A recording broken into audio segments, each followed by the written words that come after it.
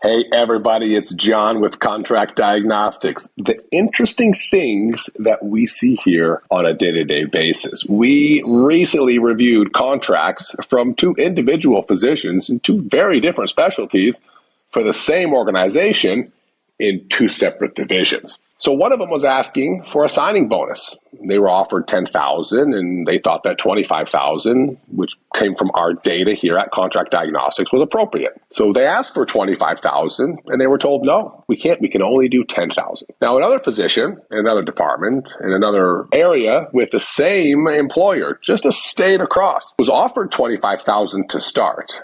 And we said maybe push them a little bit. We think 25 is appropriate based on the market, based on the data that we had. But maybe we should see if we can push them. So let's see if we can push them to 30,000 or 35,000. The physician asked for 35 and they came to an agreement on 30. So you've got the same company, same leadership, different divisions, but generally the same policies, telling two different physicians two different things. So how do you handle this? Well, we think it's always a good idea to clarify. So I think if the person that you're asking for compensation is not the right person to approve these things, let's see if we can work our way up the chain. So if somebody says, I just can't go to 20,000, I can only do 10,000. My answer would be, okay, I understand that you can't get that approval. Who could we go to that could get approval for that? Who makes those decisions? Is it a board decision? Is it done by the divisional vice president? Is it done by the hospital chief financial officer? Who makes those decisions? How are policies set? And I want to dig a little deeper as into their reason behind the no, not just take the no and say, okay, I'm going to move forward. And so I think all these things are very, very important. Now, we can't share data on independent physicians saying Mary was able to get $20,000 and Mark was able to get $10,000 and Corporation A and Corporation A pay this amount of money. But we do have this level of information and we can coach you guys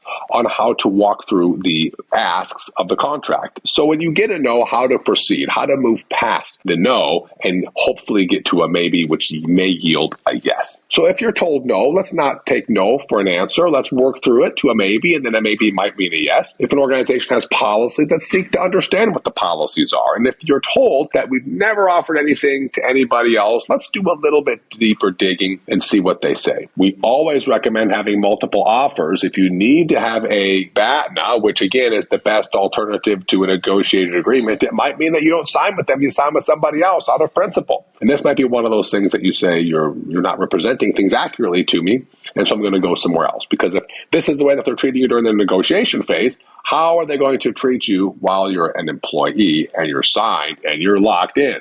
Pending malpractice insurance tail, pending non-competes, pending termination, pending repaying whatever signing bonus you're able to negotiate for yourself. So let's do the due diligence up front and make sure that A, your asks are based on data, which we have really, really good real-time data here at Contract Diagnostics, and that you understand how to ask and who to ask and what to say if they say yes and what to do if they say no. We're here to help at Contract Diagnostics, so reach out anytime, and we'd love to connect with you.